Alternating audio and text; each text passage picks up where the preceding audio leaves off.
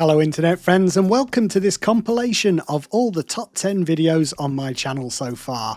It's designed for those people who like to binge watch content, because YouTube's playlists suck at remembering where you are in a watch session. They are buried at the back of your channel, and frankly, after a certain point YouTube stops promoting perfectly good videos because they're a couple of months or even a year old.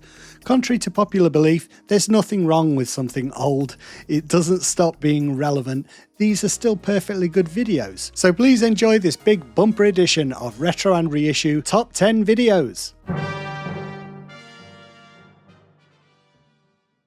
Collecting modern G1 Transformers isn't like it was in the 80s. There's no one unified line. Instead, there are multiple branches with offshoots that feature characters from across the Transformers verse. Figures belong to cryptic class categories like Deluxe, Voyager, or Commander, and there seems to be no rhyme nor reason to when things get released. If you're like me, returning to Transformers collecting after a 40-year hiatus, you might be finding all this more than a tad confusing. Fear not.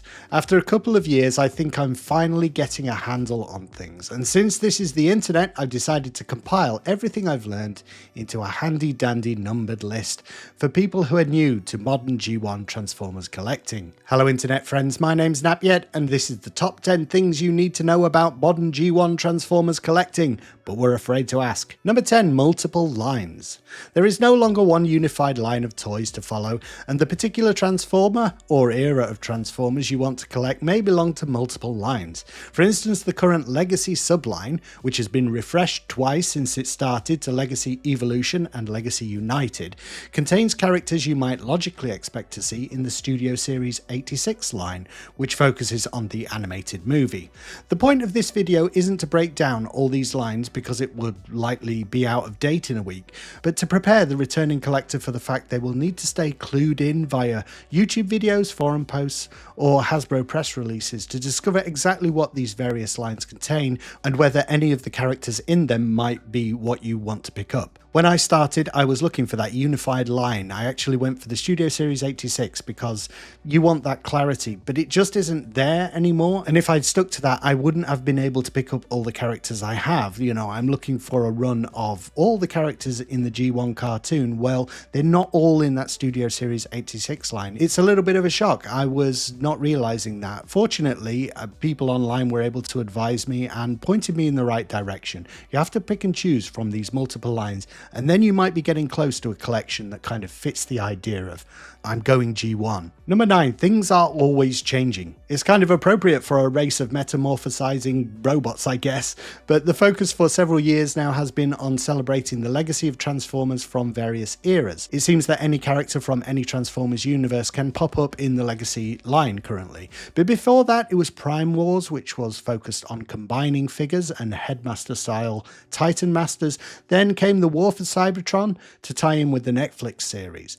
Reimagining, rebranding and refreshing, they're par for the course with the brand these days, and quite honestly it can be both annoying and confusing sometimes, but it's also one of the reasons why Transformers has endured where other toy lines have fallen by the wayside. They are constantly reinventing themselves.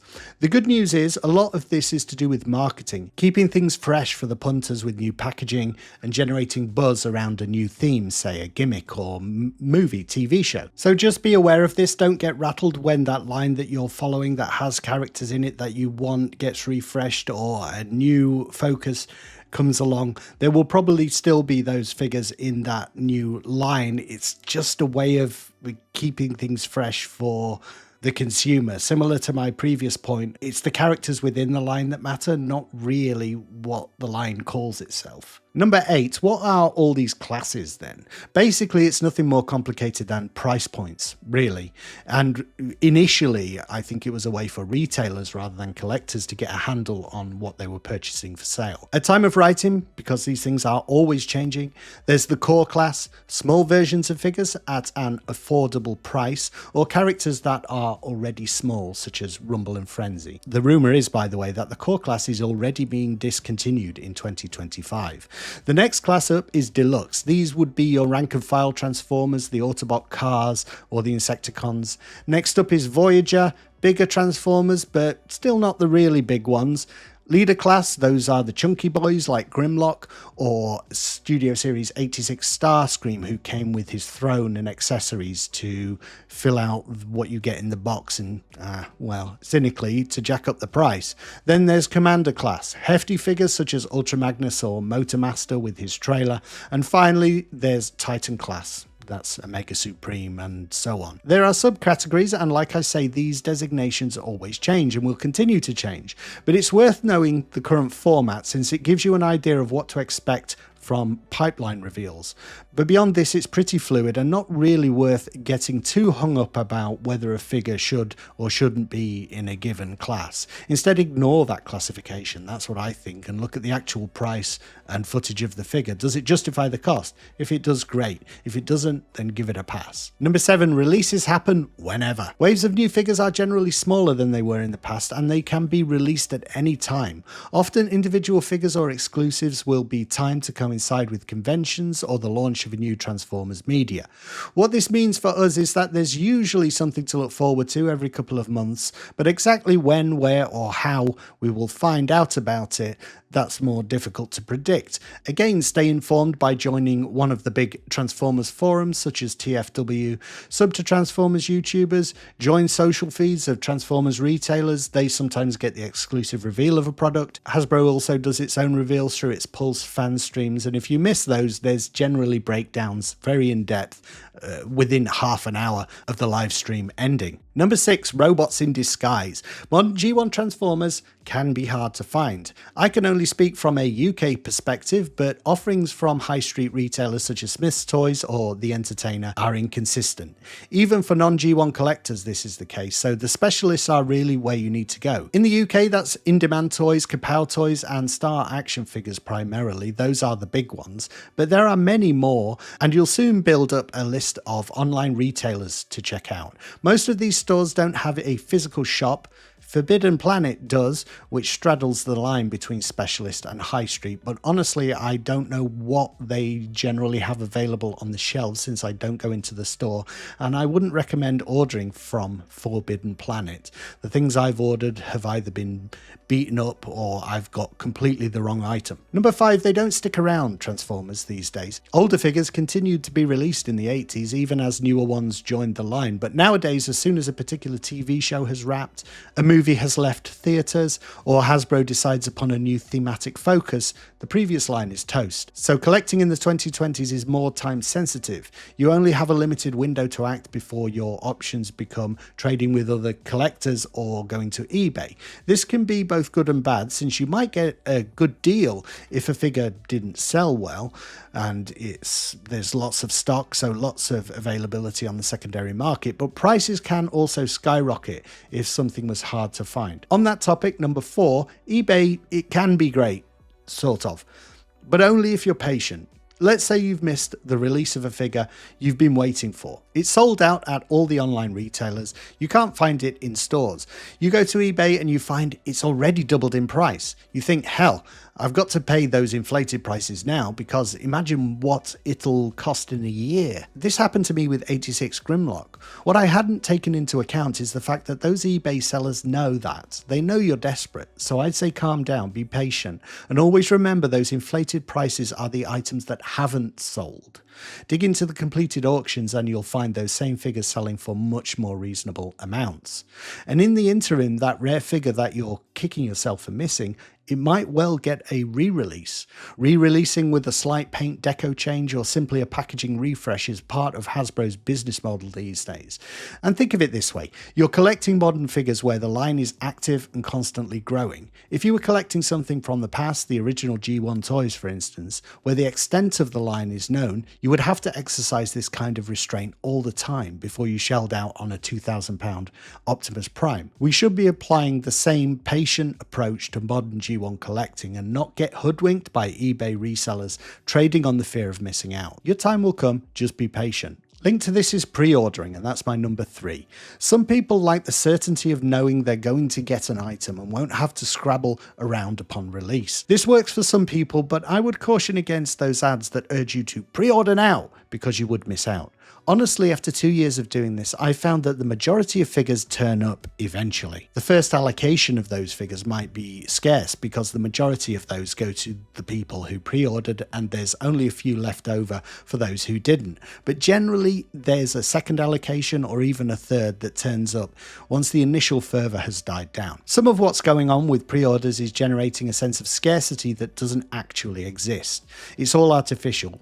A strategy designed to get the customer to believe they have to act now, when a lot of the time we could do with being a bit more Yoda. Number 2, forever updating. As already mentioned, updating and tweaking figures is totally a thing Hasbro does these days. There's no one definitive version of a figure.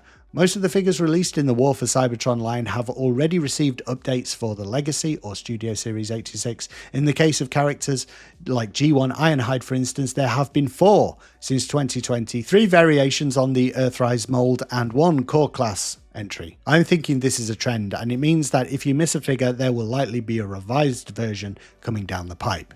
It also means new collectors will have options for those figures that are now part of defunct lines, but it also means that the days of ever being done, so to speak, those are over. I've never been a completionist, but I think it would be nearly impossible now. Either you're going to run out of money or space. Hard to know which one first.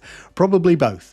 Therefore, I think it's important to make considered choices about what to pick up. Don't overspend. Be aware of what has come out and factor in Hasbro's tendency to revisit these figures and release those revised versions.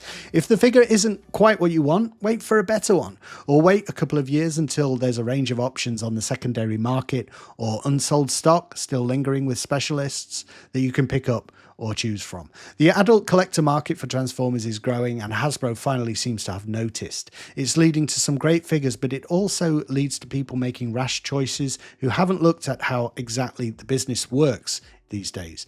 There's no one Ironhide anymore. And number 1, beyond Hasbro, I haven't got into third-party Transformers collecting myself, which is why this video is focused so heavily on Hasbro.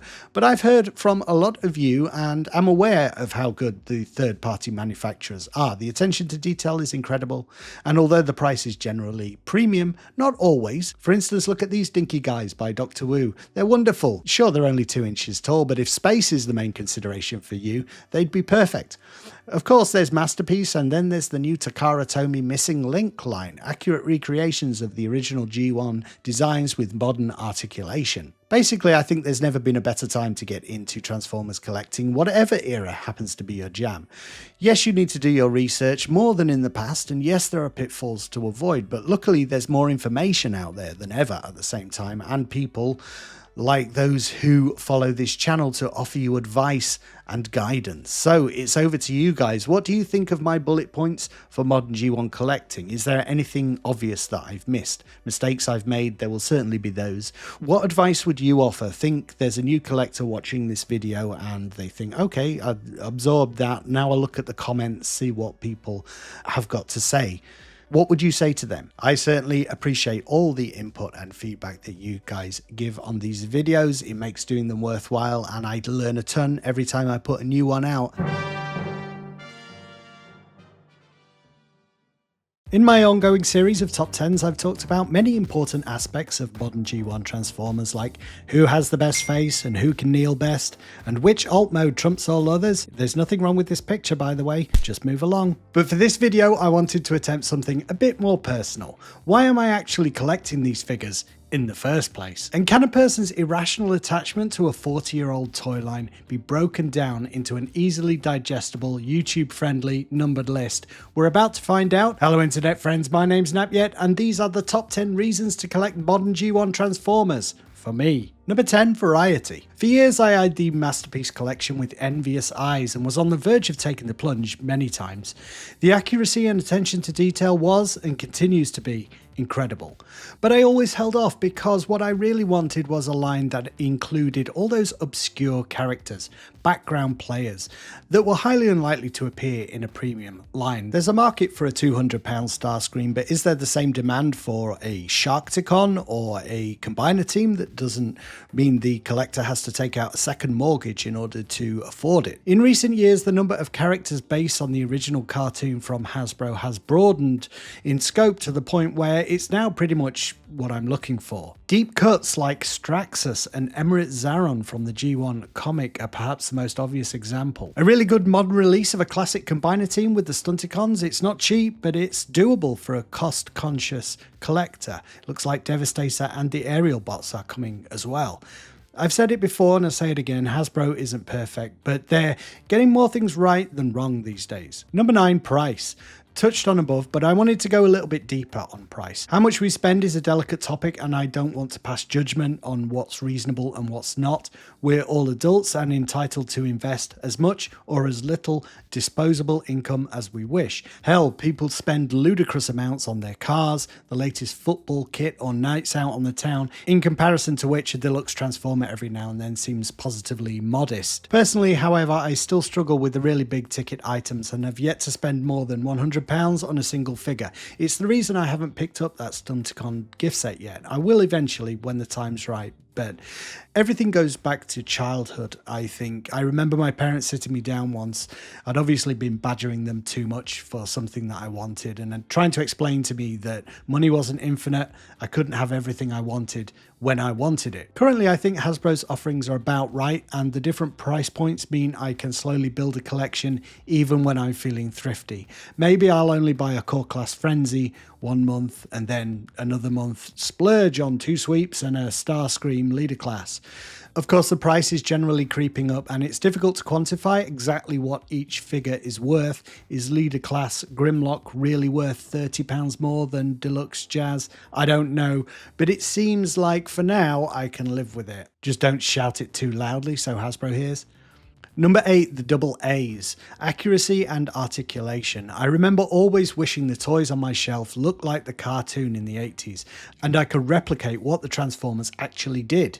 Like walking. Even my 7-year-old self was aware of that disconnect. Why couldn't Jazz's legs move? Why was Ultra Magnus in robot mode basically a brick from the waist down? You could waddle them back and forth. Look, Mom, he's walking. No, he's not. And you know he isn't. That's why in my videos I'm always banging on about the double A's. It's the battery that drives my interest in the modern line. These two things, accuracy and articulation, they really do look like the characters they're meant to be, and the range of posability you can get with them is remarkable now. And I have to remind myself all the time something that I just take for granted. These are not just really articulated, intricate action figures. They transform, for goodness sake. They're 2 toys in one. Before I start to sound like a religious zealot, I'll just say, yeah, they're better than they used to be. Number 7, I'm a grown-up now. It might seem like an obvious point, but collecting as an adult is far less fraught than collecting as a kid. Nobody gets to decide what I can buy and what I can't. I'm my own boss. And it only took 46 years to get there. Not bad going, eh? Seriously though, the freedom to pick and choose is a privileged position and I never take it for granted. Even now writing this, I'm acutely aware of how fortunate I am to be in a position to spend time and money on what is essentially a frivolous pursuit. I sometimes come away from YouTube feeling sad when I hear from commenters who have lost their love of collecting. It's almost as if collecting has made them feel bitter and resentful. The reasons for this could be many and I'm in no position to speculate, but it's obviously something I hope to avoid. Currently, my strategy is always to remember this is just a hobby, a sideline that should enhance my life, and at the point at which it stops doing that, I think I'll probably be out. Number 6, nostalgia. It's a bit of a dirty word these days, I think, because it can lead to the constant recycling of old ideas, rebooting movies, for instance, and the accusation that people are living in the past, that things were always better back in the day. I've never believed this. Despite a happy childhood, I've no desire to return to mine. I agree that nostalgic thought should not be the driving factor behind the choices we make as adults, but to dismiss nostalgia entirely, I think it's a mistake. After all, what is it? Nostalgia is happy memories. Nobody has nostalgic thoughts about the time they were nearly run over or thumped in the face. So to say that we should never be nostalgic about the past, that's basically saying don't remember or hold dear any of those times you were most happy. Just remember all the learning experiences, all those times you were bullied or made to feel excluded, disappointment, embarrassment, failure, alienation. Those are the memories that are important that you need to hold on to, not the times you were naively happy about finding a Transformer. Pardon my French, but sod that. The memories I have of finding that Transformer I wanted, or one I didn't even know exist on the shelves, or being bought one by my mum when it wasn't even my birthday. Those are precious memories, and as important as the time David Cambridge stole my Game Boy and nobody believed me. Number 5, display. I really like displaying things.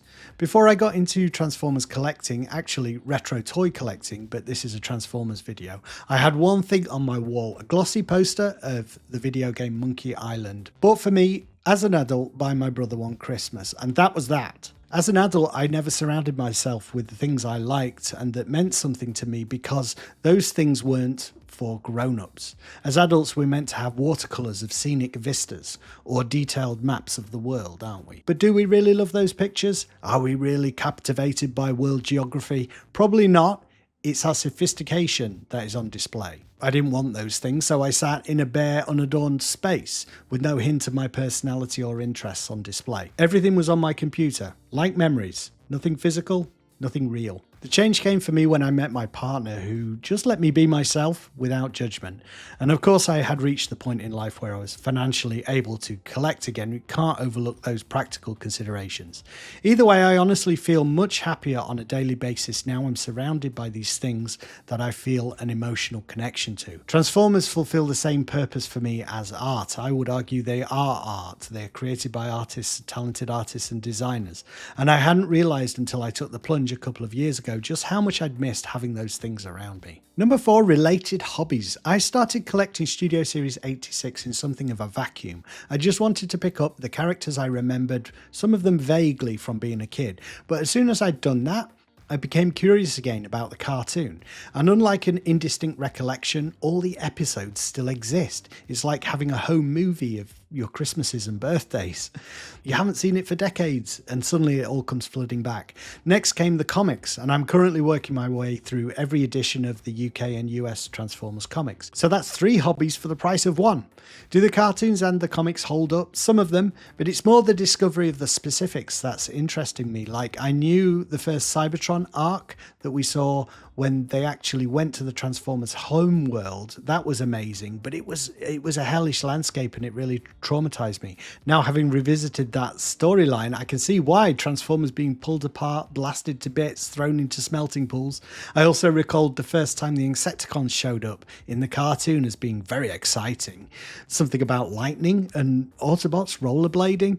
Having watched the episode, I can now say it's more silly than exciting, but I'm really enjoying updating all those distant memories. It's like restoring or up-resing an old movie. The faded movie of my memory, or something like that. Shut up, Nat. Number 3, then there's YouTube. I've been doing YouTube for several years now, talking about video games mostly. But the idea of making a channel about collecting Transformers didn't occur to me straight away. It seemed a very separate thing. And anyway, what could I say and do that hasn't been said and done by countless others far better? I really wasn't sure, but at some point I decided to point my phone at a Transformer, actually a bunch of Transformers. I'll link the video here, but if you do watch it, please forgive the rambling nature of it. Ever since then, ideas for new videos have been coming, more than I can actually produce in the time I have to devote to this. To the point where working on this channel feels as rewarding, if not more so, than my other one. I get to be creative, make funny shorts. I've always been someone who looks for the funny side on things. And just coming up with topics for videos like this one, it really makes me think. And that's always good, outside George Orwell's 1984, of course. Number 2, society.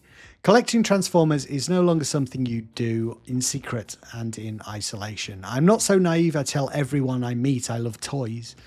But through the internet, it's hard to feel alone as you're doing it. You lot are everywhere. You're watching this video for goodness sake, and welcome. I forgot, did I say that? I even remember as a kid being made to feel immature and stupid. We had a choice of videos we could watch on the coach during a school trip.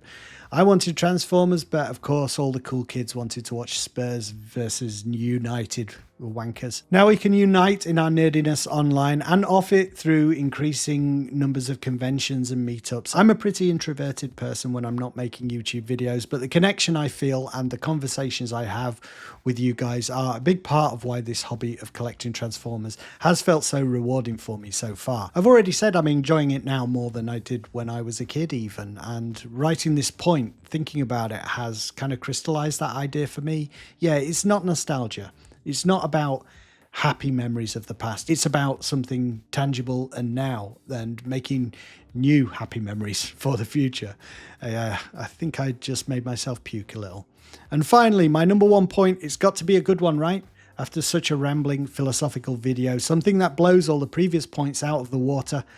I'm feeling the pressure, I don't mind telling you. Number one, I like Transformers. Well, duh, why would we be here otherwise? But how often do we actually stop and think, what is it about this race of transforming robots that captures our attention and has endured since the 80s? I think for me, it's because Transformers are essentially human. They have very grounded, relatable personalities. But unlike us, they're blessed with incredible bodies that can do all the things we can't. They can fly through the air or space or at incredible speed down the M25. They can shoot lasers, and when they're finished doing all that, they can fold up into a tape deck and listen to Radio 1. But the main reason I haven't collected these guys since the 80s is because until fairly recently, recreating G1 characters as accurately as possible was a pretty niche exercise, the purview of the Masterpiece and some other third-party producers. Hasbro's emphasis has always been on updating and reworking Transformers. And while I appreciate this has led to a new generation of people who love them, there's no doubt in my mind the brand would have died decades ago if they hadn't done that. All I've ever really wanted is the G1 done better. I guess it's simply the case that the market for that has now arrived. I'm willing to bet, and I've heard from enough of you that I feel pretty certain now that my experience isn't unique. A whole horde of us have arrived at the same point, at the same time. We're ready to collect again, and it seems to me that Hasbro has noticed. So that's my top 10 reasons to collect modern G1 Transformers. I'm sorry if it was a bit more of a rambling video than my other top 10s. I promise to get back to who has the best fingers and who has the best light piping eyes in the next video. But as always, please let me know your reasons for collecting in the comments. I read them all and I find them both interesting and a good source for new video ideas, particularly the ones about transforming Hot Rod. I'm an expert on that now, so keep those particular comments coming. Hi guys, grab a coffee, settle in, and let's talk about our top G1 Transformers in the modern line. Number 10, Jazz. This version of Jazz was the first figure I bought and the one that convinced me I could feel at home with modern Transformers collecting. His transformation is very familiar, yet he has all the articulation I'd want in a 2024 figure. He's not flashy, he's your bog standard Autobot car, but getting that right, it's more tricky than it might sound. A great introduction to modern Transformers collecting for me. Number 9, Gnaw. I really like this vicious little ball of death. It's hard to see how both his robot and shark modes could be more accurate. He hangs around on my display shelf wondering where all his Sharkticon mates have gone, and my only wish is that Hasbro would release a troop builder pack for Gnaw, so the effect of the Sharkticon horde, we could recreate that without blowing a crater in our bank accounts. Number 8, Wreck-Gar. But any of the Junkions would do in a pinch. They're all great for supporting characters. Some don't even speak in the cartoon after all. Chunky, solid sculpts that still benefit from great articulation and some seriously meaty accessories. I love their massive wheels that bolt on securely to the arms and legs. Their bike modes are just the right size also for deluxe characters to ride them. They can't really ride each other, the scale is off for that, they're a bit too big. Collecting in the UK in the 80s, I would have killed for Wreck-Gar. I don't think he was ever released here. So the fact I've got a bunch of Junkions now, with this Wreck-Gar being the standout with his mustache, I think it looks really good. It's a dream come true. Number 7, Smokescreen. One of the few characters from the tail end of the War for Cybertron line that I did pick up because he seemed like an indication to me of what was to come. Stop trying to make the figures gritty and weathered, just get the original cartoon likeness right. Smokescreen will always be a favourite of mine because of his bright livery. He always looks striking on display, and this rendition, while it's not perfect, it's exactly what I wanted. Number 6, Hound. This cartoon Hound was released in a 5-pack, but it really should have got an individual release for those who already have the other figures in that pack. He just looks really cartoon accurate. I don't know how else to put it. I remember when I was considering getting into the Masterpiece a few years ago, just wishing Hasbro would attempt something similar. There must be a way to do those kind of accurate figures, but at a more reasonable retail price, and this Hound proves that it's possible for me. Number 5, Hot Rod. Hot Rod seems like a really difficult figure to get right. Even the Masterpiece line seems to struggle. I think on balance this is one of the best Hot Rods I've seen. It's a shame it's not more versatile in terms of articulation. His shoulder joints in particular limit what you can do with his arms, but his proportions and likeness, they're very close to the cartoon. A good example of features being the answer also for Voyager class figures that aren't too big. You know, you get extra stuff with them. His visor drops down and he has these articulated fingers so he can hold the matrix. Good stuff. Number 4, RC. I used to have a real problem with backpacks. This is the figure that taught me the truth. These are physical toys. You will never have a perfectly accurate cartoon likeness, particularly with a slender character like RC. All those limbs, they've got to go somewhere. Having got over that blind spot in terms of real world physics, I fell in love with this Studio Series RC. She's elegant, but also she looks tough and she can strike some great poses. See my 10 Shades of Pink short for examples. Number 3, Slug. I picked Slug, although I like him for the same reasons I like all the Studio Series Dinobots. They're so big and imposing, have rock solid ratchet joints and good articulation. Slug is probably the best all-rounder since there's no one thing that really irks me. There is with the others, so Snarl has yellow bits rather than gold in places. Sludge has wobbly hips and feet, and some of Grimlock's features are on the dull side. His visor and chest plate spring to mind. Slug, yeah, the best all-rounder for me once I've got over the idea that he's no longer called Slag. Slag, I'm allowed to say Slag. Number 2, Gears. Some figures are all about grand gestures. They wow you because they're massive, they have cool features and tons of accessories. I like this Gears for its simplicity. The transformation is so simple and satisfying, yet he has all the articulation you could want and really captures the essence of the character. Also a personal fave because Gears was my first Transformer, so I'll always have a soft spot for him. And this release is all I could have wanted in a modern version of Gears. I love the fact that they're getting to some of the characters that, for me, are personal favourites. For my number 1, I tried to pick a figure that was a good all-rounder because, if I'm honest, my choice of favourite could change from week to week. There are always missteps and nitpicks, but I think broadly speaking Hasbro is doing a great job of updating these classic characters. Most of the vids on my channel revolve around these figures, so if you're interested in following my collecting journey, then please do like the video and sub up. Hearing from viewers is what gives me an idea of the types of videos to make next. But without further ado, here's my number 1 pick. It's Galvatron. I was really happy when Hasbro updated the Kingdom Galvatron mold with this more cartoon accurate paint job for the Legacy. The War for Cybertron line got a lot right, but I was never keen on that weathering. This Galvatron now encapsulates the essence of the character, a sort of pent-up angry energy to Galvatron. He's got these boulder shoulders, chunky forearms, thick barrel chest. He's toned like a bodybuilder, which is exactly how I think Galvatron should be.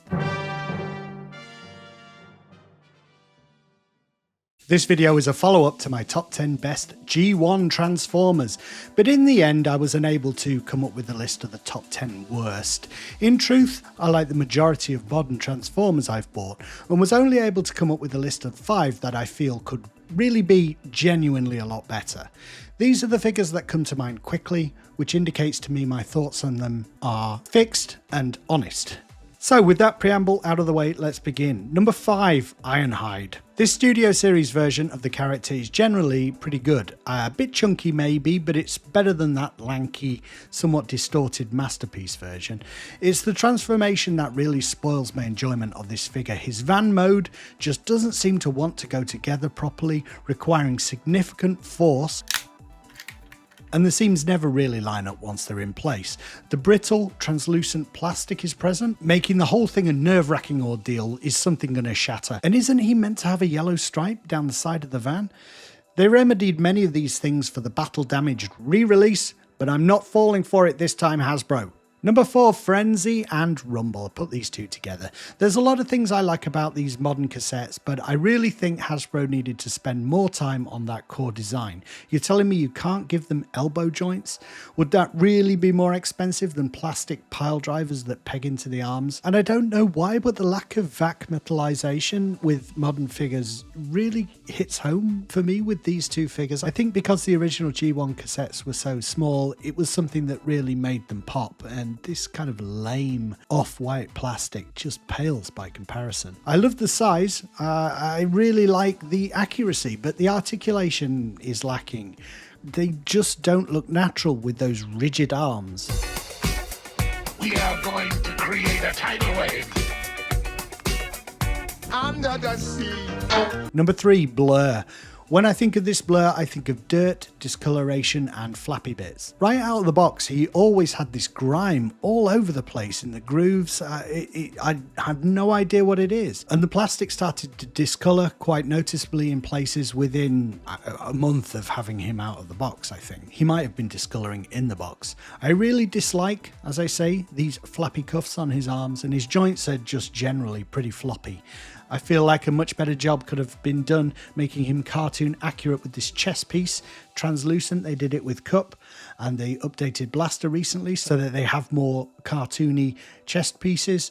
I'm in no rush to buy another version of this blur if I can ever get it clean, but if one were offered, I'd probably have to buy it because this one is substandard. More fool me. We've got Decepticons at the gates, Decepticons in the air, Decepticons inside the walls, Decepticons.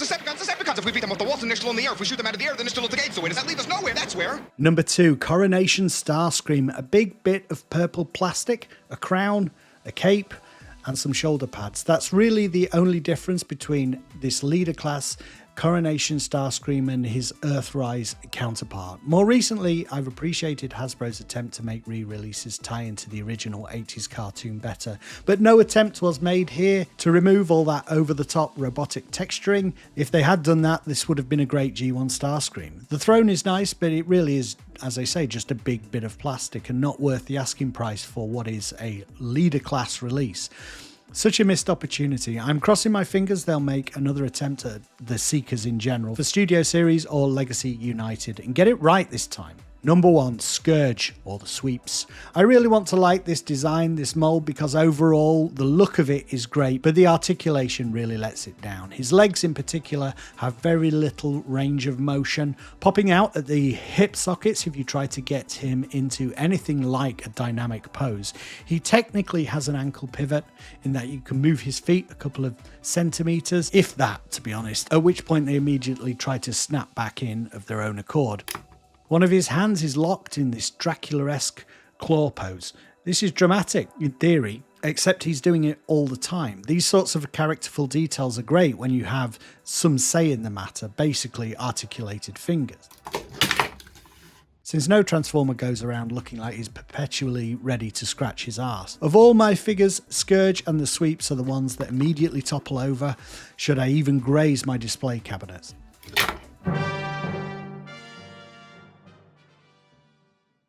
Hello internet friends, NapYet here once again with yet another YouTube friendly numbered list. When will they ever stop? Well, when we run out of numbers, or Transformers, I guess. This time it's all about alt modes, those alternate forms Transformers take for a range of reasons. Disguise,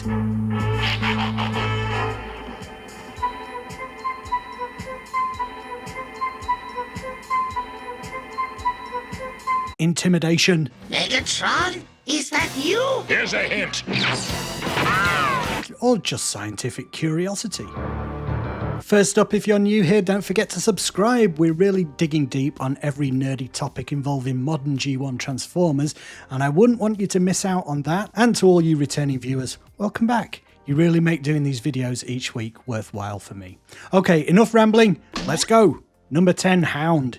He always stood out for me in the original G1 line. All the other Autobot cars were civilian modes of transportation, some of them pretty special, Porsches, Ferraris, ambulances, police cars, but Hound, he was military. And he could generate a holographic driver for when Spike wasn't around. I really like this modern rendition. The form factor is just right for me, and I know it's not to everyone's liking, but I really like the opaque windshield.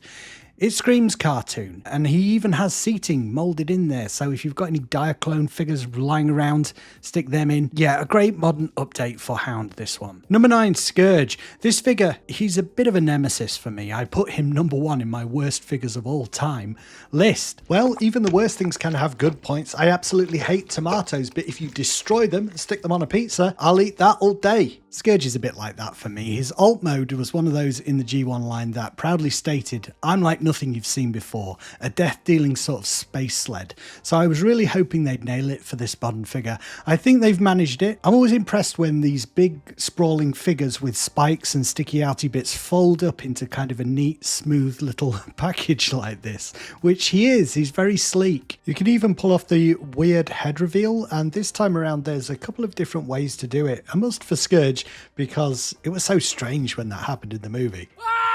Number 8, RC. Okay, she's a shell former, and the sleekness of her alt form is largely dependent upon that, but I honestly don't know how else you'd conjure a successful car mode for RC. She's too skinny, you know, there's not enough of her to grab onto. I love her anyway. She might actually be my favourite alt form of all the movie cars, but I can't put her any higher in the list because of the shell forming. It's good when you use it where appropriate, like with RC, but we've got to keep an eye on it, because if it's used all the time, then we basically end up with a toy line where it's an articulated figure with an alt mode kind of strapped onto their back as a backpack. Be careful when you use this, Hasbro, we're keeping an eye on you. Number 7, Sunstreaker. I've been waiting for the Autobot Ferrari bros, having really started collecting just after the War for Cybertron line, and they haven't come out in Studio Series or Legacy yet. So the newness of this might have something to do with why he's on this list. His spoiler doesn't stick up and it's sort of painted on, but I still really like this rendition of the character. In essence, for me, both Sideswipe and Sunstreaker should look like the embodiment of speed, and this mold kind of nails that. Flat as a frisbee, except for the turbocharger sticking up out the back. Yeah, I really like this guy. Number 6, Hot Rod. Studio Series 86 Hot Rod has some flaws, but it gets more right than it gets wrong in my opinion, and the alt mode is one of the highlights for me. Some Hot Rods I've seen, the car mode is too wide, or the roof just goes too high, or it just doesn't look smooth and stylish enough. Whereas this guy, I think this is almost spot on. The detailing on the front looks great, the spoiler is perfect at the back, and I still think having the pipes join up like this through the transformation is still the right choice, like it was with the original 80s toy. If it means in robot mode his arm cannons are a little short, it works for the alt mode. I'm really learning a lot of things doing these lists. It's teaching me that some things you might not like from one point of view, but then from another it makes logical sense why they've done it.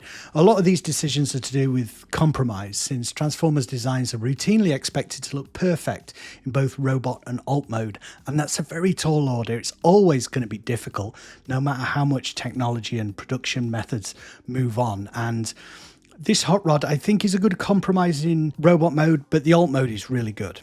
Number 5, Jazz. Okay, so I like sports cars, obviously. Now that I think about it, it makes perfect sense that I got into Transformers as a kid.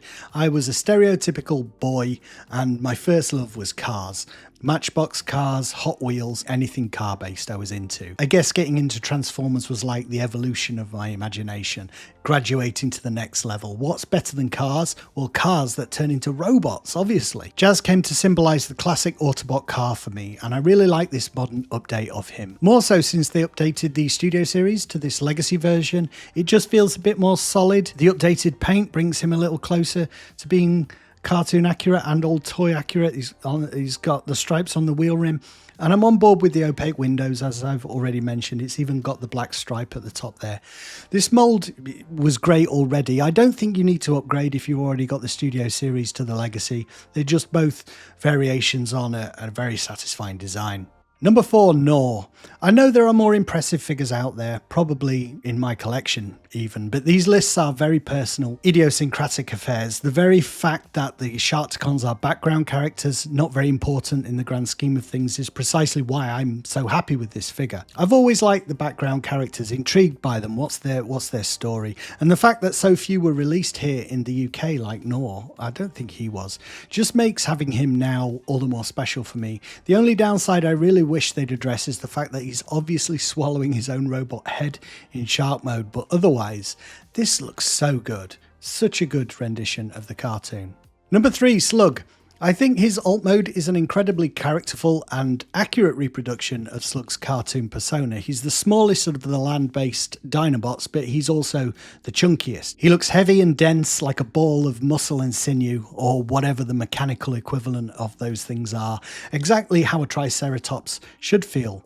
I think the use of his weapon to complete the transformation is really smart, and it gives his gun a logical place to go at the end of his tail that blends with the sculpt nicely. I never like it when those guns, it's good when you can put them somewhere in alt mode, but if they just bolt onto the side and are sticking out, it looks silly to me. I mean, look at this face. That is such a good likeness. Number 2, Ultra Magnus. Finally, 86 Ultra Magnus makes it onto one of my lists. Not the top spot. He's very close to it though, and for the reason I dinged this figure initially. His robot form is way too big. Check out my video about that. However, this means his transporter mode can comfortably accommodate several of the deluxe size cars. Not all of them. Beachcomber, for instance. A Minibot, he's too wide to comfortably fit on Ultra Magnus's back, but the oversizing of Minibots in the modern line, that's a topic for another video. This is probably just the right size for Magnus's alt mode, I think. It's really nicely sculpted, very accurate to both the cartoon, but more so, I think, the original toy. On display in this mode, he looks like how you remember G1 Magnus looking. You know, like when you remember an old film or an old computer game, it always looks better in your imagination. This is like that, but it's real, it's there in front of you. I don't miss the white Optimus living inside him. I know some people do, but I always thought that was a silly idea, especially not when the trailer cab looks this good anyway. Well done, Magnus, you should have been smaller, but if you were, you wouldn't have made number 2 on this particular list. One spot behind the winner, who is Sludge. Yes, my number 1 pick is canonically the stupidest Dinobot. He's the Dinobot it's hardest to imagine being effective in combat. His contribution to the 86 movie, for instance, consists of being pummeled by a Devastator, then acting as a perch for an annoying runaway child. Yet I love Sludge, and I was really hoping that with the Studio Series 86 Dinobots already being leader class, we'd get a really big Sludge, and I wasn't disappointed. He's as long as a truck, look, as every sauropod should be, and standing him on his hind legs, he'd be able to reach the neon leaves of most Cybertronian trees, I imagine. There's a ton of character in his face. He looks appropriately cute with his mouth closed, fierce with it opened, or some mixture in between of bewilderment, and I think the use of gold for his neck and head along with the silver flanks complement one another perfectly. Mainly though, it's just the form itself, those smooth lines of the dinosaur sauropod animal without him looking too fat or cumbersome. I'm just realising how much I like this Sludge. Yes, his robot mode has a fair few problems, but this is an alt mode list. Sludge wasn't the first Studio Series 86 I got, or indeed the first modern figure that I got, but he's perhaps the one where I really felt like, yeah, I'm kind of falling in love with these modern G1 Transformers, and I think this is going to be a new hobby for me. Or an old hobby, really, a hobby that's made a return. A lot of time has passed since I first started collecting in the 80s. I watch lots of Transformers YouTube channels, look on various forums, keep up with the news and the scuttlebutt, so I'm aware that people are never 100% happy with what Hasbro is doing. I'm not either, and I hope my videos reflect, you know, that I'm not afraid to say when something doesn't meet my expectations or what I would like, even if it's contrary to received wisdom sometimes. But I think it says something that someone like me, who hasn't collected Transformers for 40 years nearly, has returned to it now. I think they're getting something right. And this list kind of reflects that for me. I can see, looking at these 10 figures, why I'm getting into it again. They're quality figures, they really are, obviously compared to the originals, but compared to some of the high-end third-party offerings. And I don't want to start spending through the nose and buying those really expensive figures. That goes beyond the level of hobby that I want to be invested in. So I'm happy that these Hasbro offerings are a good, I think, in-between point between going really expensive and spending hundreds and hundreds of pounds and them being tacky and cheap. Paint is all over Transformers, whether they're in a cartoon or a comic book. Heck, even CG Transformers are sort of digitally painted, right? You might say they're literally made of the stuff. Not the toys, however. They're made of plastic and the paint must be lovingly, or sometimes not so lovingly, applied. That's right, Transformers fans, it's once again time to go full nerd and discuss something that would almost certainly get you beaten up in a pub, but is perfectly fine on YouTube, and that's which modern G1 Transformer has the best paint job. Number 10, Blaster. I was trying to figure out what exactly about this figure makes it pop, and I think it's the vivid red in contrast with that white face. You'll see it's actually painted, not white plastic. Unfortunately, that means mistakes can happen, which is why this guy is at number 10, but I can see what they were going for by choosing to paint the face, and that sort of overrides the application error here. Then there's the chest piece, which I really love, an update that makes it feel much more cartoony, replacing transparent plastic with this simple, clean, cel-shaded window style. It's just a lot classier, I think, and overall the figure is less busy than that Kingdom original, an example of a considered and well-observed paint update in my opinion. Number 9, Scourge. It doesn't jump out at you as much on camera, but the choice to have a version of Scourge with more movie accurate colouring is great here. This is him next to one of the sweeps, which has a paint job that more accurately mimics the original G1 toy rather than the cartoon. The scheme itself is pretty straightforward, that purplish blue and grey, although I do like his pink fingernails that really stand out and his mustachioed face, but I've included Scourge mainly because of this choice between these two different paint jobs. I wasn't sure how I felt about it at first, since Scourge is obviously identical to the sweeps in the movie, but over time I've grown to really like this option. It adds variety to Galvatron's crew on display, and I think it's a demonstration of how you can stray somewhat from the canon while still satisfying fans. Figures that are both a nod to the movie and the original toy in the same line, you have the option. I really like it, and it's all to do with the paint. Number 8, Ratchet. Sometimes you don't need to do anything flashy for a colour scheme to look great, and Ratchet's classic red and white design is one example of that. I don't know, sometimes designers just miss stuff, like how annoying would it be if they hadn't painted his fists red, or his grey eyebrow didn't stand out. I could easily see that happening. Thankfully, they looked at the original cartoon and said, let's do that.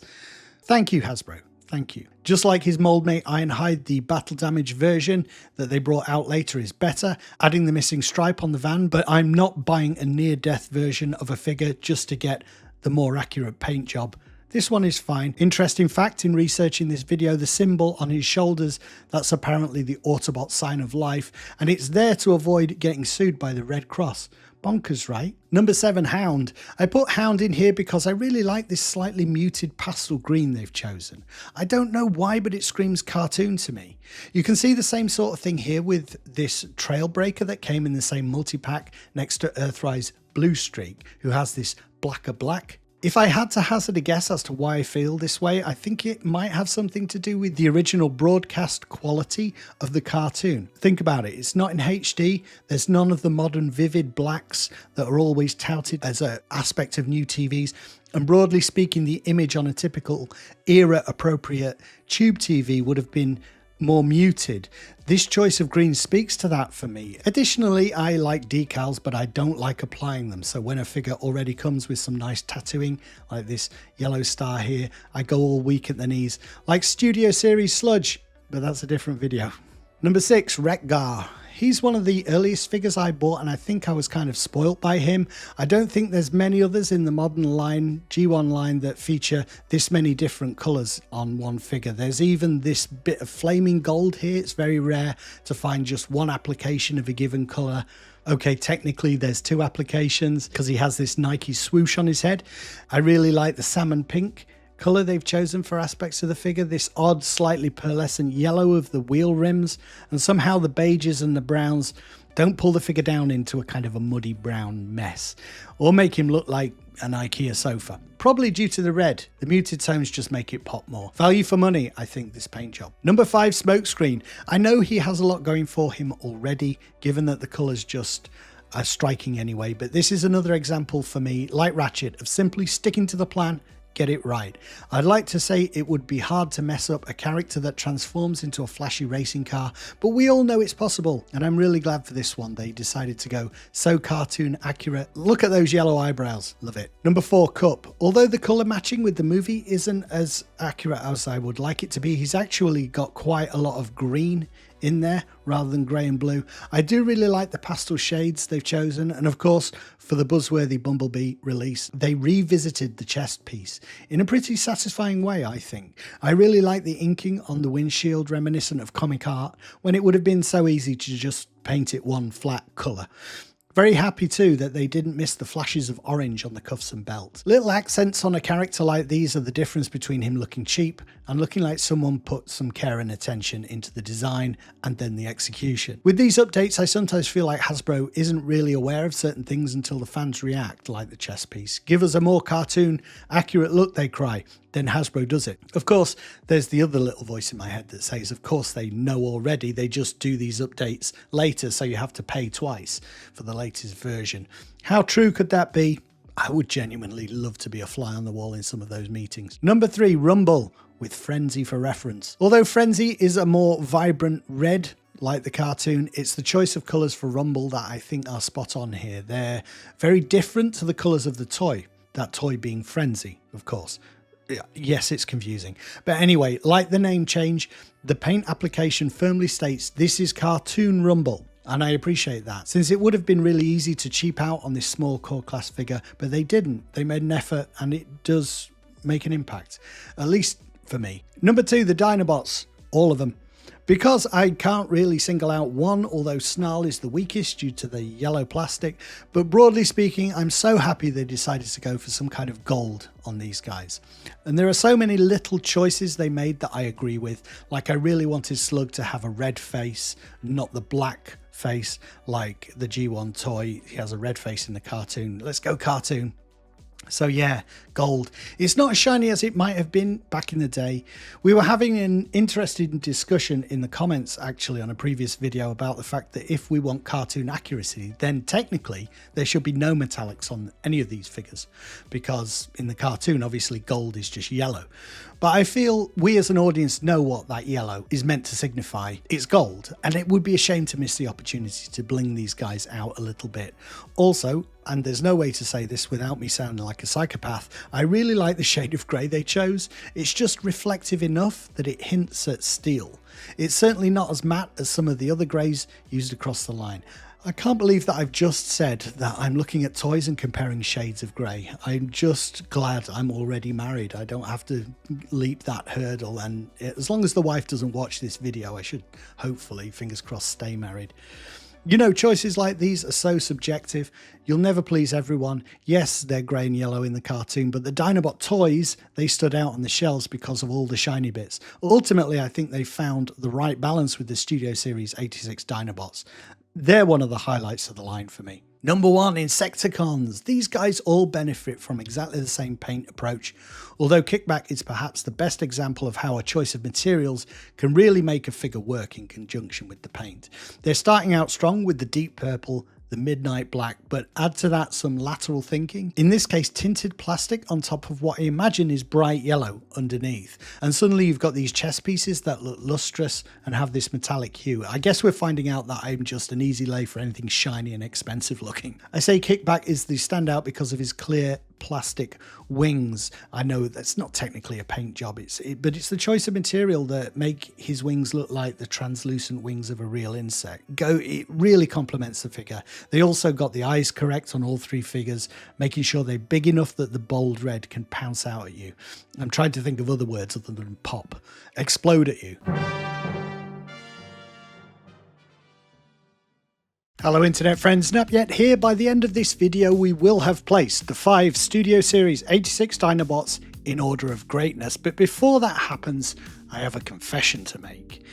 It's the kind of thing you're not meant to admit on the internet, which is a place where people are quick to judge and point out any gaps in your knowledge.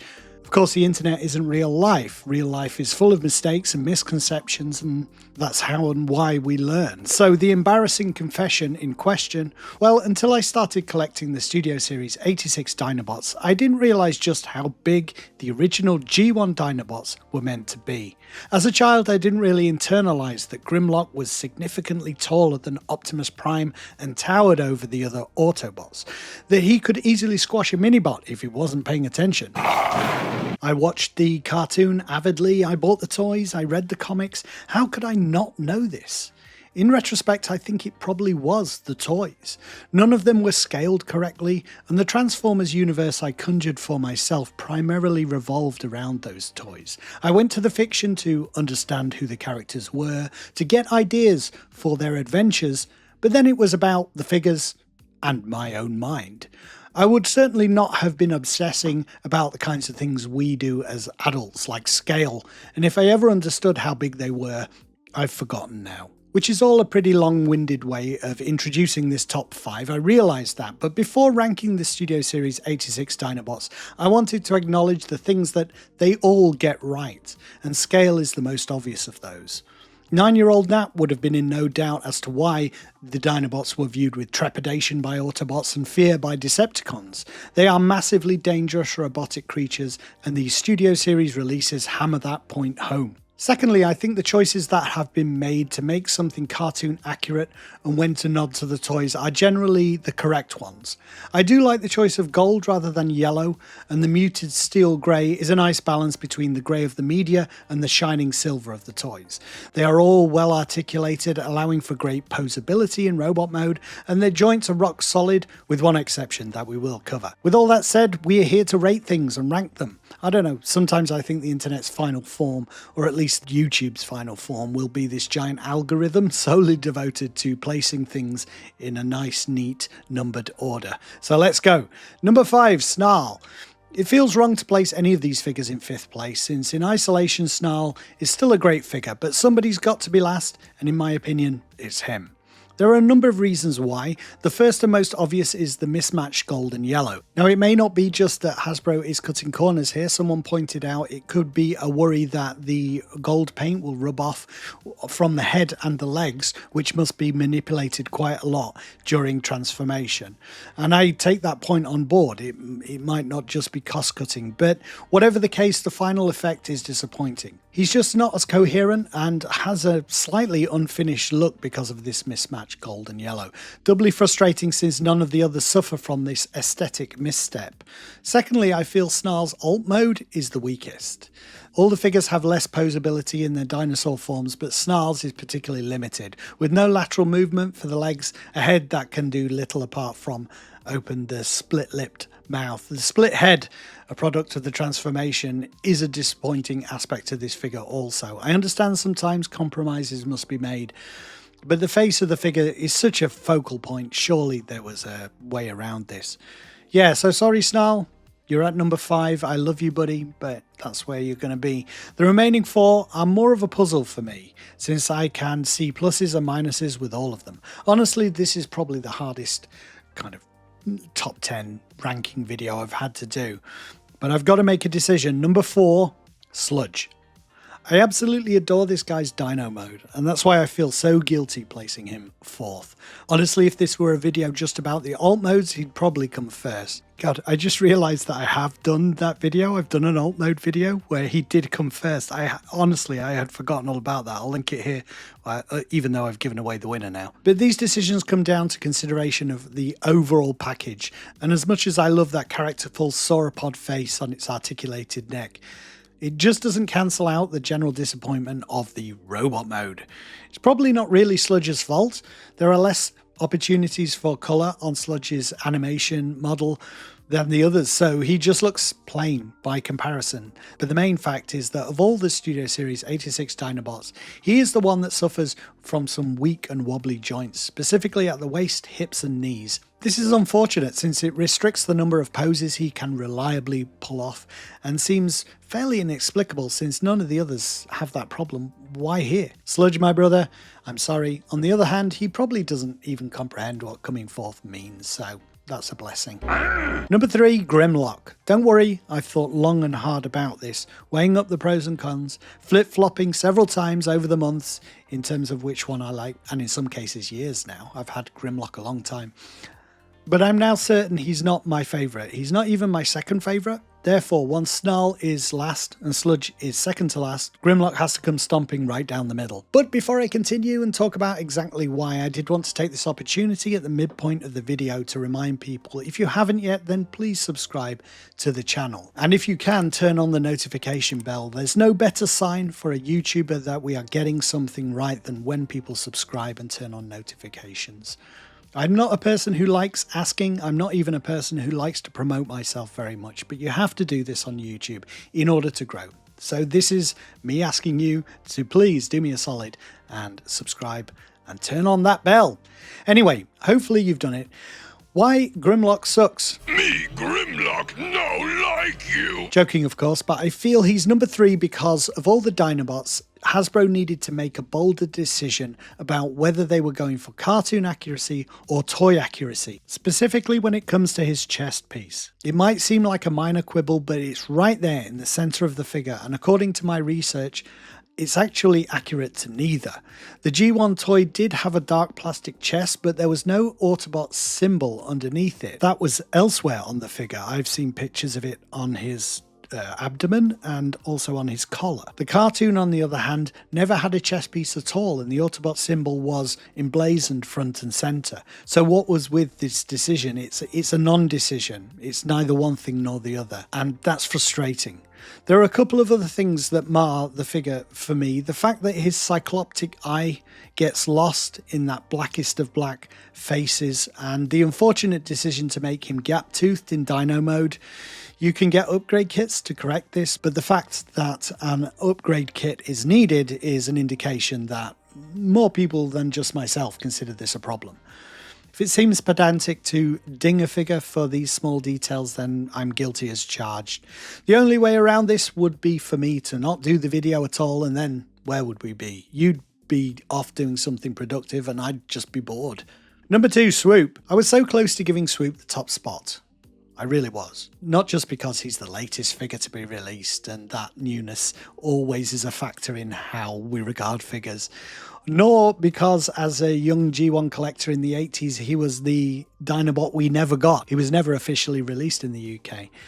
As I say, it's not because of those things. I think of all the Studio Series 86 Dinobots, he pops the most on display due to his bright contrasting colours. He already has that going for him, and the designers have done a great job of recreating that cartoon look. He has all the articulation we expect from these figures, in addition to, I think, possibly the best face. Again, due to the contrasting colour with his strange fin on his head, bright red against the silver, with those crisp angular features. It's really great stuff. I love his alt mode too, more than I thought I would. It seems to me a lot of flying figures, whatever the toy range may be, tend to have these stunted wings. I think it probably is cost saving, but Swoop's wings fold out to an appropriate length in comparison to his pterodactyl body. They really got a lot of stuff right with this guy. You even get an additional sword, and you've got to give props when a company attempts to correct a massive oversight. It's obviously meant for Grimlock.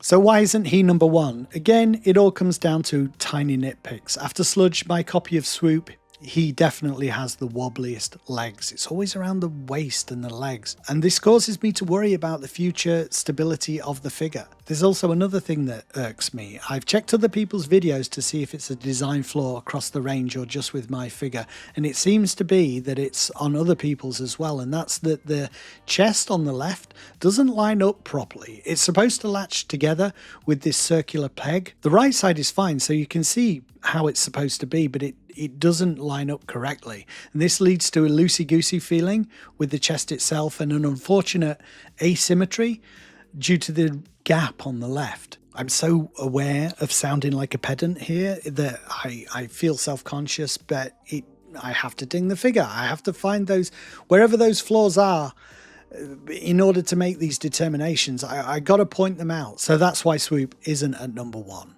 The figure with the fewest micro flaws that I could find, my number 1 choice is, of course, Paddles. Sorry. Although, wouldn't that be cool? A Studio Series 86 Paddles. There's actually a conversion kit that turns Sludge into Paddles, but I'm not sure if it's still available. Anyway, my number 1 choice, obviously, Slug. Let's get the two glaring Let's get the two glaring problems with this figure out of the way first, because they're the only gripes I really have with him. Number one, the name change. It wasn't necessary, and I suspect only UK collectors ever did a double take when you mentioned the name Slag. I don't think it has a huge negative connotation beyond this small island. Does it have it in the US? You guys tell me. Yes, it was funny when I was 8, but this is an adult focus line that trades on accuracy and nostalgia. It just seems like a pointless change to me. Number 2, nitpick, the crappy Daniel, but I feel like I've harped on this enough, and so have others. Basically, if you're going to do something, do it right, or don't bother. Apart from that, everything else about Slug typifies the greatness of these figures. Great articulation, solid joints, not a wobbly leg or hip in sight. But the real reason I've put this figure first is because I like both the robot and dino mode equally well. Can't say that about any of the others, I don't think. Maybe Swoop.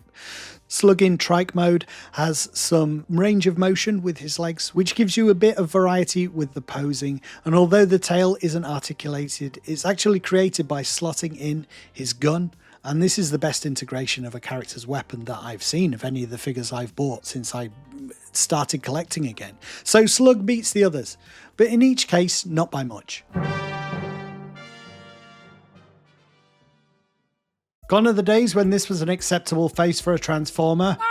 In 2024, we're blessed with action figures where care has really been taken to capture the essence of a character in the face. And you know what that means? That's right, it's time for another numbered list. My name's Napiet, and this is the top 10 best modern G1 Transformers faces that I own. Number 10, Perceptor. I freely admit this is an idiosyncratic choice to start, because on the surface there's nothing very special going on. It's accurate, a solid recreation, except I'm convinced there's more.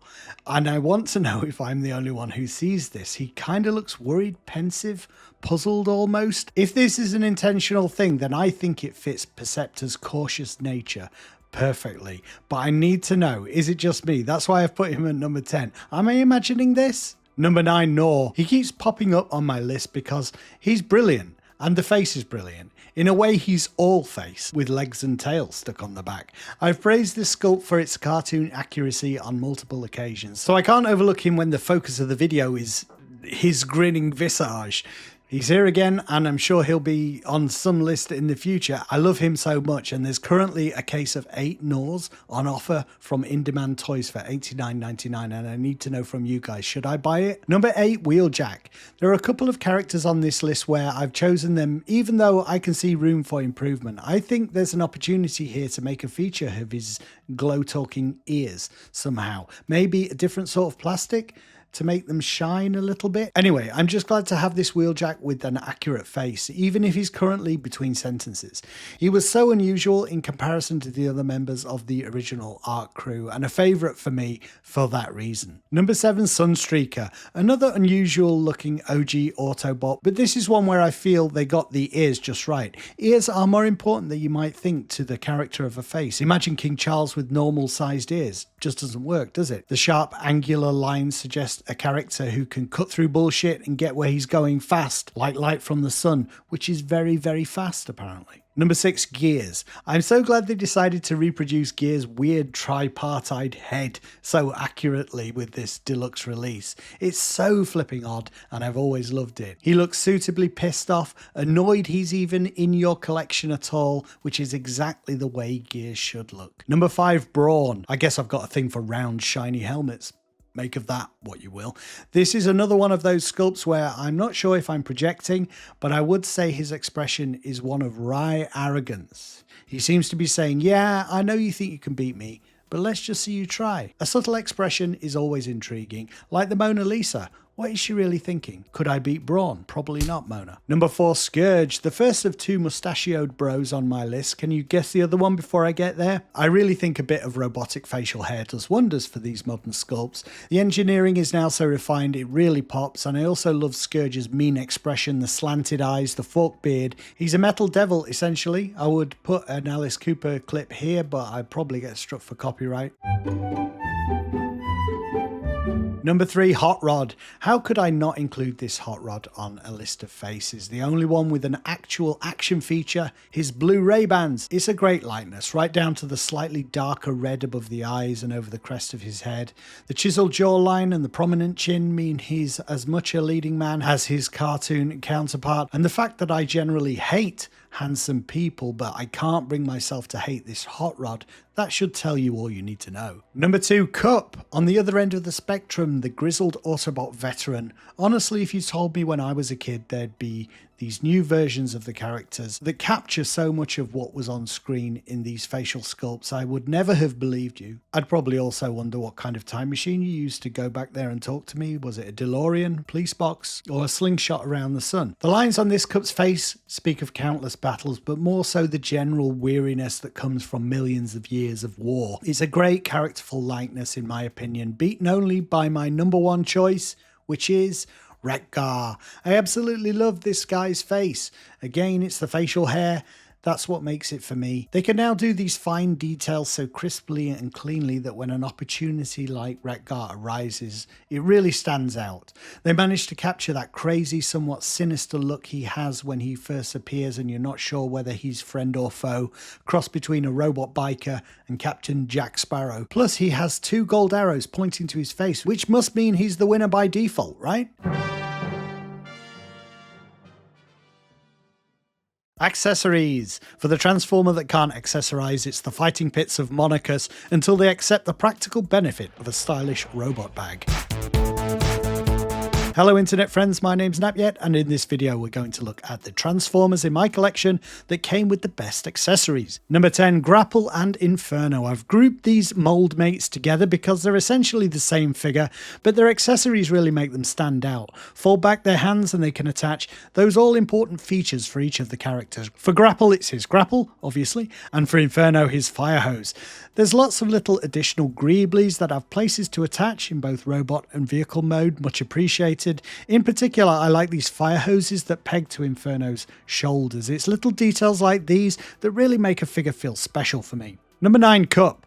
Accessories don't need to be complex or numerous, in my opinion. Something that references a famous moment from the cartoon or movie, they can work equally well. That's why I've singled Cup out here with his Energon Goodie dispenser. With this, you're able to pacify any primitive aliens in your collection. It's only a shame that the actual Energon chip itself isn't coloured bright purple. Time to crack open the Citadel paints, perhaps. Number 8, Beachcomber. I know it's just a tiny piece of rubbery plastic, but I love the Paradise parakeet that came with this Legacy Beachcomber. It's so unnecessary, but a really deep cut that references a classic episode of the cartoon and speaks to Beachcomber's peace-loving nature. The fact that someone at Hasbro is looking for opportunities for to do stuff like this, it really makes me appreciate it. But number 7, 86 Grimlock and Slug, these just make me angry. The Daniel and Wheelie packed in with these guys could have been so much better. Expecting them to transform might be a bit much, but the addition of articulated legs and a face for Daniel would have added so much value. As it is, they're okay, they're nice to have, they work riding the dino forms, but still, I don't have a decent Daniel for the 86 collection, and now that the core class is being discontinued, packings like these might be the only way we ever get one. The next release, Sludge, just felt shunned and alone to me, but I still like the idea and I want to send a signal to Hasbro. Do this again, but better. Number 6, Galvatron. Okay, another very basic one, but it would have been really easy to neglect the matrix on its chain for Galvatron, but it's the MacGuffin of the movie, the thing everyone is after, and the thing that motivates Galvatron's actions throughout. Therefore, a very important accessory for him to have. Again, however, the Matrix, it's too small. How expensive is it to make a properly scaled Matrix, for goodness sake? Doubly ironic here since the chain itself is meaty, it just makes it look even more dinky. Come on, we've got to have different size Matrix for different size figures, clearly. Number 5, Rumble and Frenzy. Are these accessories or the parts of part formers? I'm not sure, but I'm willing to bet that if they tried to make their arms transform into pile drivers, we wouldn't have got anything that looked quite this accurate. Really important that Rumble and Frenzy, whatever colour they are, have these oversized metal appendages. As we all know, the best way to tackle a combat situation is to pound the ground and create a slow-moving and easily dodged fissure through the earth. Number 4, Hound. Not enough of the Autobot cars have come with their shoulder rockets, so I was pleasantly surprised when Hound got his. Also, the really unique gun he used in the cartoon. I've not mentioned the guns so much as accessories because they're kind of default, kind of expected and largely accurate, some exceptions. But here I feel like Hound's gun is one that stands out and I'm glad he's got it. Perhaps not as iconic as Cliffjumper's bazooka. Speaking of which, number 3, Cliffjumper. I'm not sure what was going on with the designers when this guy was in development, but it seems to me someone decided they were going to squeeze as much value out of the concept of Cliffjumper and his bazooka as possible. You can break it down into 2 hand cannons or a rifle. You can also slot that carbine onto his shoulder, not very securely, but it can be done. Then in car mode, parts of the stripped down weapon become his boosters and water skis. The number of times the Autobots end up water skiing in the G1 cartoon is weird. The car boot is a shield, but I'd class that as being a part of the parts forming, trying to get that to work. But the bazooka, in all its many forms, is a standout accessory for this relatively small, low-key deluxe release. Number 2, Coronation Starscream. I'm as surprised as you guys. I honestly didn't think this guy would make it into many of my top 10 lists, but then you can get into the weeds with the various features of these figures and you find there are things you hadn't realized that are standout. And you got to say the accessories and the thing that bumped up the price for Coronation Starscream, taken in isolation, it's nice to have all these. They're very well detailed. Real effort has been made into the shoulder pads and replacement guns so he can pull off some of those iconic poses from the movie. The cape looks really good, capturing the over-the-top flamboyant style that was Starscream's choice for his brief reign. The crown, of course, is the standout accessory and really nicely detailed. Fits very securely on his head. Silly little thing to mention, but, you know, it's not always the case. And the throne, whilst lacking in detail, it borders on a diorama piece in scale. I still wish they'd done more to update the War for Cybertron mould of Starscream for this release, but in terms of accessories, he comes with the most of any figure I own, and it can't be argued that they do truly change the way this guy looks when he's fully decked out with them. But for me, the number 1 has to be 86 Hot Rod. He doesn't come with as much stuff as Starscream, but what he does have ties into the movie and also his original toy release nicely. First, he has those 2 blasters, a feature of the toy rather than the movie. I don't think he has them at all in the movie. And although I'm not a huge fan of blast effects, I think these look particularly good. They also peg into the pipes on his arms, providing an exhaust in car mode.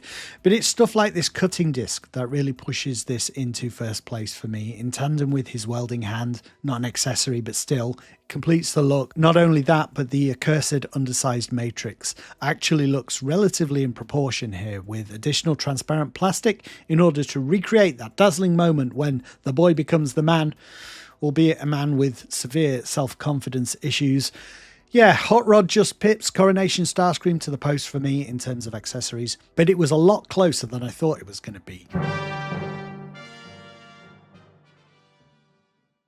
Why do I care if my Transformers can kneel? Because I need a life, clearly. But apart from that, there's this. This is what we had to put up with in the 80s. Sure, he can turn from a car to a robot. Pretty cool for the time. But can he kneel? Can he bollocks? This is the closest an 80s Autobot can get to kneeling, from Autobot to Dwarf in under 60 seconds. I cannot jump the distance, you'll have to trust me. So when I got into modern G1 collecting, I was looking for all those things my original Transformers couldn't do, like kneeling. Whether you're Megatron blowing a chunk out of Optimus Prime, or Optimus Prime introducing himself to a bunch of clueless humans. We're Autobots. That's awesome. Transformers find themselves kneeling all the time, therefore so should their plastic counterparts, which brings us to this amazing video, all about which modern G1 Transformers are the best at kneeling. If you're in any doubt about continuing to watch, just think to yourself, I've made it this far, I might as well watch the rest. Number 10, Perceptor.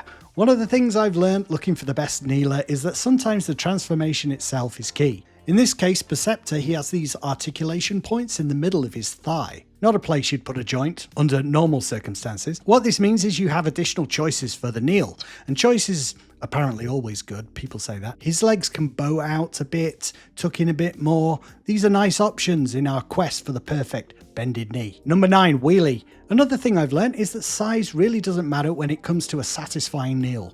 Wheelie's legs line up perfectly. He has enough range of motion in the hips, both forward and backwards, to vary the stance once he's down there, with an additional horizontal knee bend, so he can tuck his leg under his butt. Very nice. Very dexterous kneeler for a pint-sized Autobot wheelie.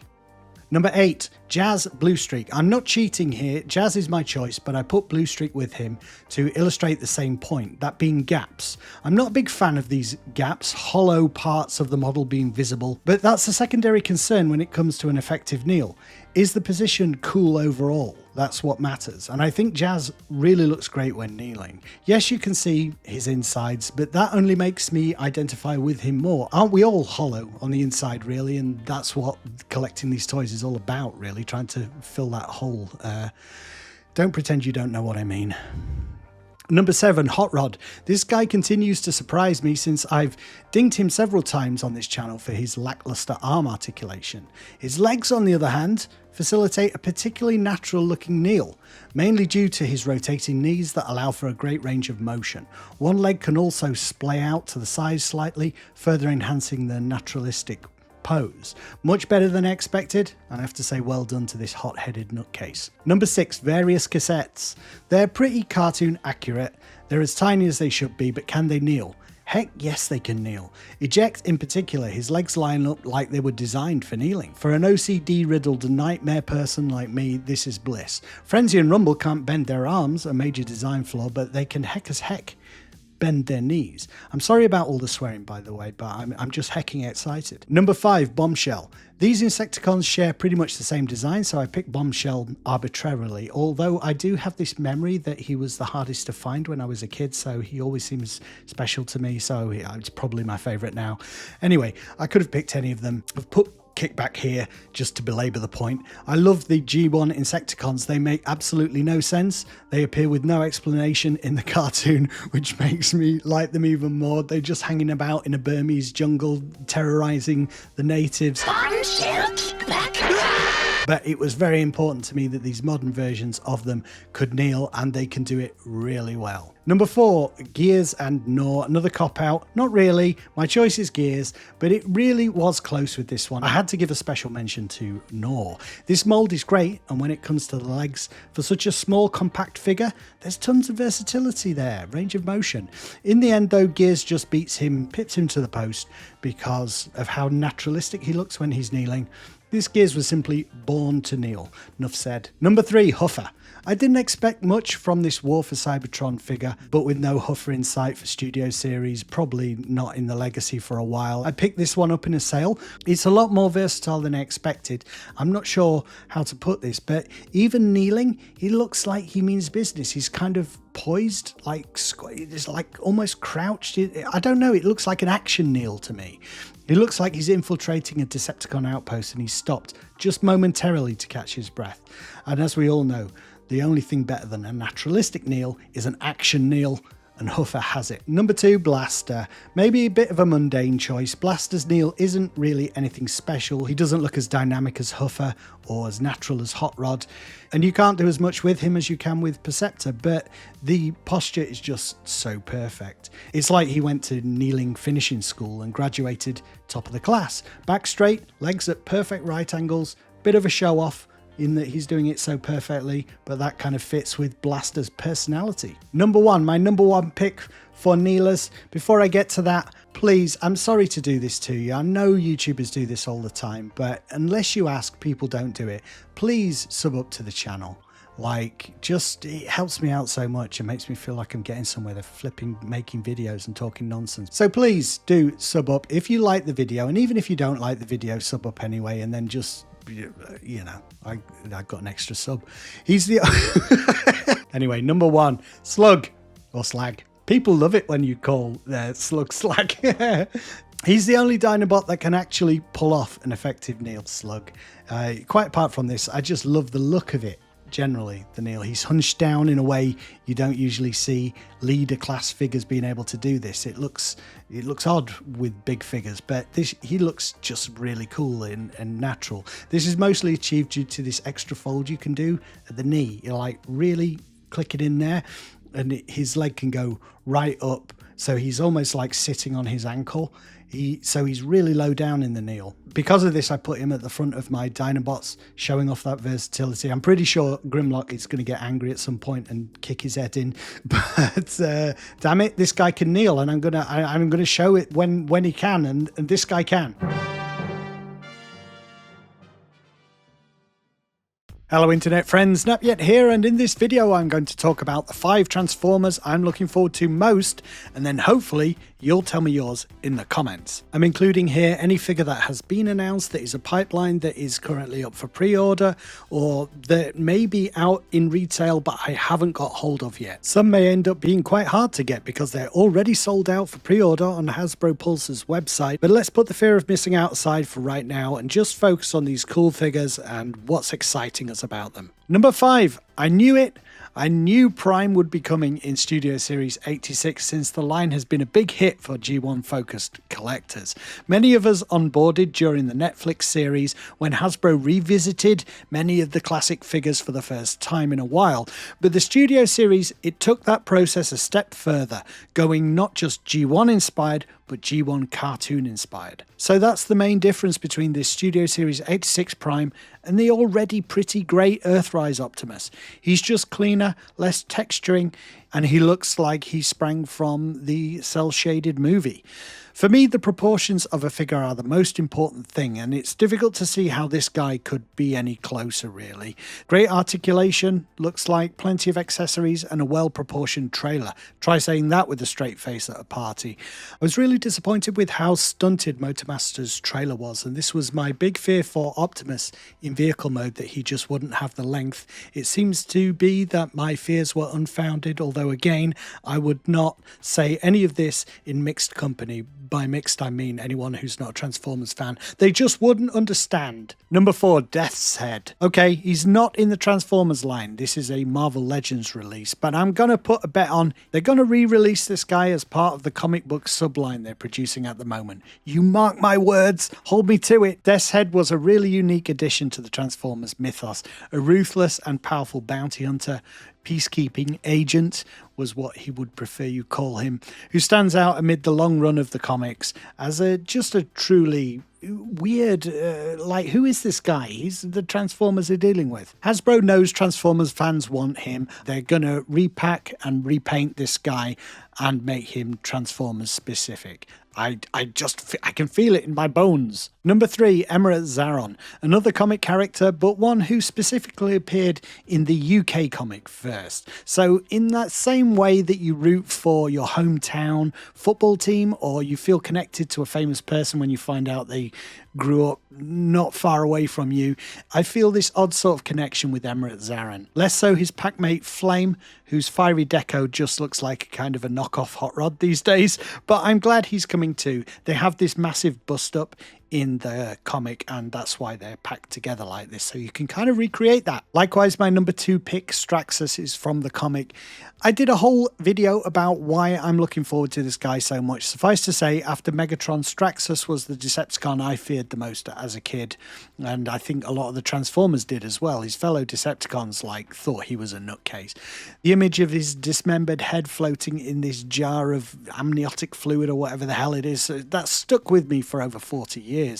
This is a heavy retool of Kingdom / Legacy Galvatron, which is a good base for this figure. I just wish they'd fattened him up a bit. He's a bit chunky and big boned in the comic, but yeah, really looking forward to Straxus. But my number 1 pick for the most anticipated figure, or figures in this case, is the Constructicons.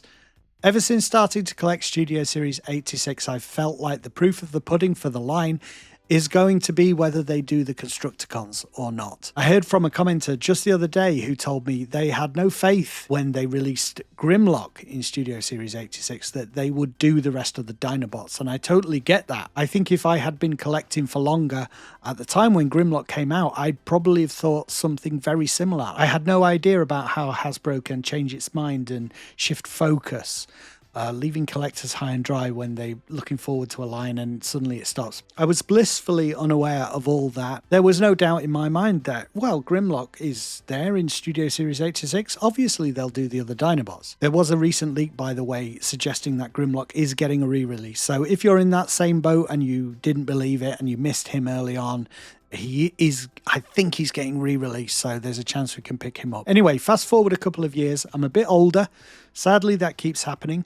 And wiser, which sadly doesn't. So I hope the Constructicons would come after the pretty awesome Menasor in the Legacy line. But I was really uncertain. For them to start doing combiners en masse, these various lines that have G1 characters in them would have to be selling pretty darn well when there isn't a mainline media property going that is touting G1. There's the new Skybound comic run, but that's a fairly recent thing. This has been going on for a while, this G1 stuff. But yeah, they must be selling pretty well for them to be doing this, which is an indication to me it's going to continue for a while yet. The news Bone Crusher and Scrapper and the rest are coming is great to me. And the staggered releases, I'm in at the beginning this time with this combiner release, so hopefully that will spread the cost a bit. That's the reason I haven't picked up the Stunticons yet, because I want to get them all at once, but it's a lot of money in one go. So yeah, I do wonder why they did the Stunticons first, though. I think it was basically a kind of a Hail Mary with the success of that line at the time. It's like, will people buy a combiner if we do this really well? And yeah, I think it was well received and people like it. So those are mine, but what are your most anticipated figures coming up? They don't have to be G1 focused, that's my focus, but whatever yours is, I'd like to hear from you. Hearing from other kinds of Transformers fans, that helps me stay current and get a pulse of what people are looking forward to and where their interest is focused. So yeah, whatever you're into, want to hear from you as well. Thank you for watching. Watch the video linked here. I'm told it's a really good one. I've been Nap Yet, and I'll see you next time.